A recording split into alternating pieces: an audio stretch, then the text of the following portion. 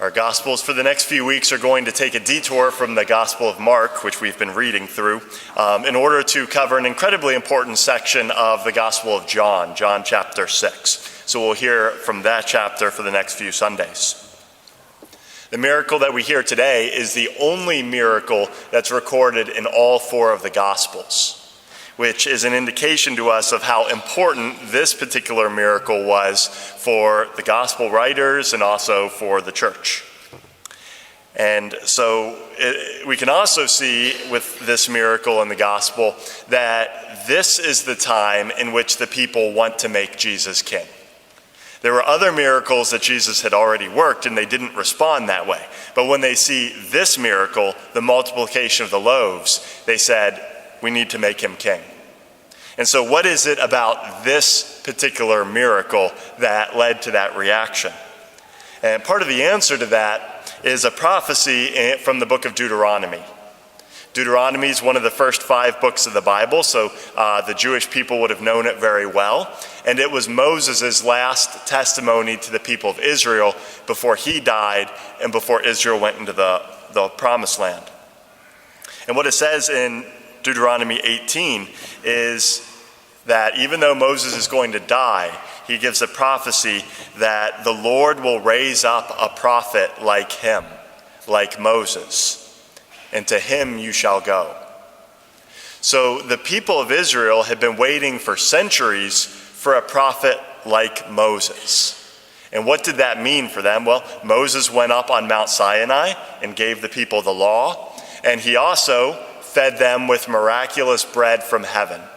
The manna that the people ate every morning, there would be manna on the ground and they would gather it up for 40 years, and that's what they ate in the desert. So the people were waiting for the one who would come and bring back the manna, the one who would feed the people with miraculous bread. That was the sign that they were looking for. And so that's why when they see him feed the 5,000, they say, this is the one who is to come. And they tried to make him king. Now for the people, this was the miracle they were waiting for. But for Jesus, this was not the miracle he was preparing for. This miracle of the multiplication of loaves was going to point to an even more important miracle. And so the true manna that Jesus was going to give was not the multiplication of the loaves here. It's what would happen at the Last Supper. And that's when he took bread and changed it into his own body and blood, into a supernatural food that he would feed not only to his disciples, but to his entire church throughout history. And so the miracle that Jesus was preparing for was the Holy Eucharist. That is the true manna, not the multiplication of the loaves that fed the 5,000.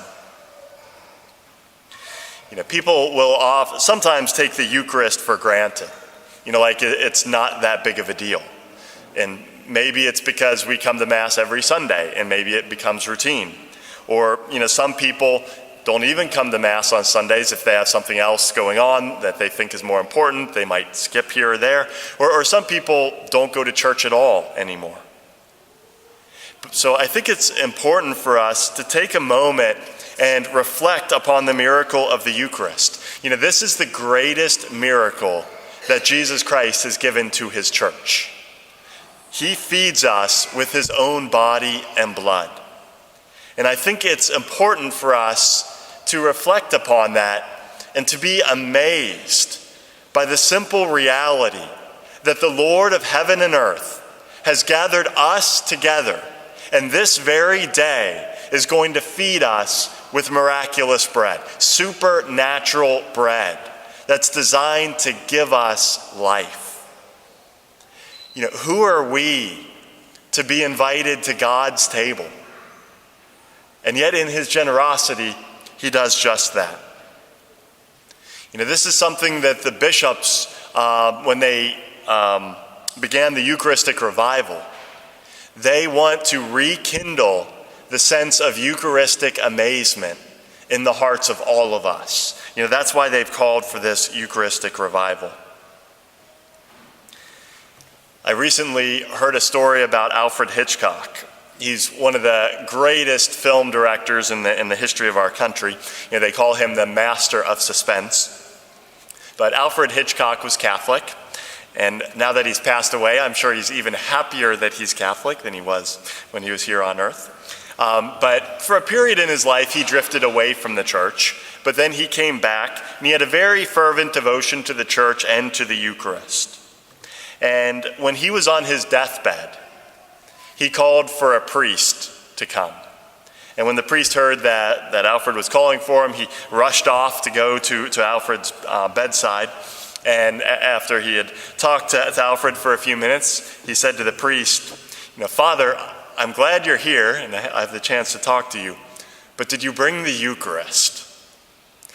And the priest, kind of embarrassed, realized he had not brought the Eucharist. He had rushed off and he had forgotten that, so he had to go back to church and get the Eucharist and bring it to Alfred Hitchcock in order to give him Eucharist, the viaticum, food for the journey. And Alfred, he would often, when he would receive the Eucharist, they said that he would have tears rolling down his cheeks because he was so touched by the gift of the Eucharist.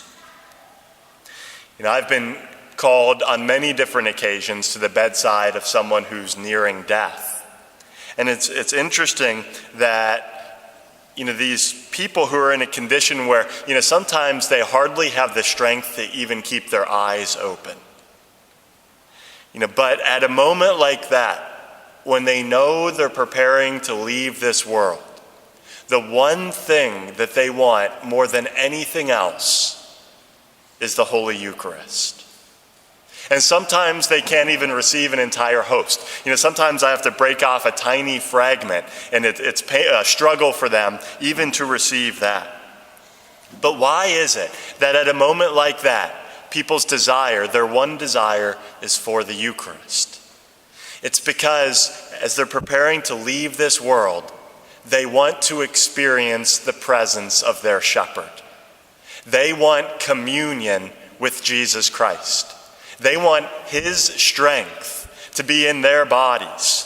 And they want to experience the promise that Jesus gave to us, "I am with you always."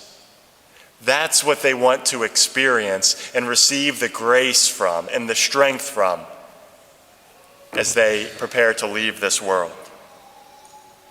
And if that's how we as Christians want to die, if that's how we want to leave this world, shouldn't that be how we live our lives? Shouldn't we want to live our lives with our hearts on fire for love of Jesus Christ and for a deep desire to receive the Holy Eucharist and for intimacy with Christ and Holy Communion? Is that not how we should live?